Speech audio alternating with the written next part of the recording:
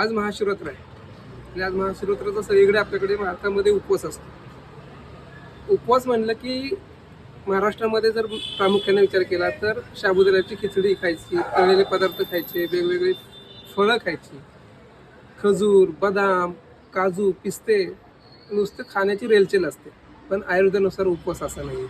पेपरला एक बातमी आली होती की नोबेल प्राईज एका शास्त्रज्ञाला मिळालं आणि त्यानं कुठल्या विषयावरती नोबेल प्राईज घेतलं तर फास्टिंग जर केलं महिन्यातून एकदा किंवा महिन्यातून 4 वेळा आठवड्याचं एकदा जर फास्टिंग केलं तर आपल्या शरीरातल्या अननेसेसरी सेल्स ह्या डायजेस्ट होतात आणि कॅन्सरस सेल्स तयार होण्याच्या सिस्टीमला किंवा पद्धतीला आळा बसतो आणि कॅन्सर होण्याचं प्रमाण कमी होतं. म्हणजेच काय आपल्या पूर्वजांनी सांगून ठेवलेलं आहे की फास्टिंग म्हणजेच उपवास याला तुम्हाला पूर्णपणे शरीराला मोकळं ठेवणं, पोटाला उपाशी राहणं असं अपेक्षित आहे.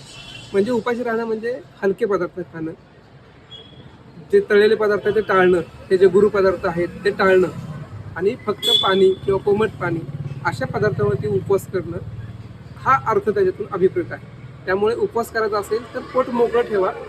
हा अशा प्रकारे उपवास केला तर तो परमेश्वराला पण पोचतो आणि तुमचं आरोग्य चांगलं राहतं.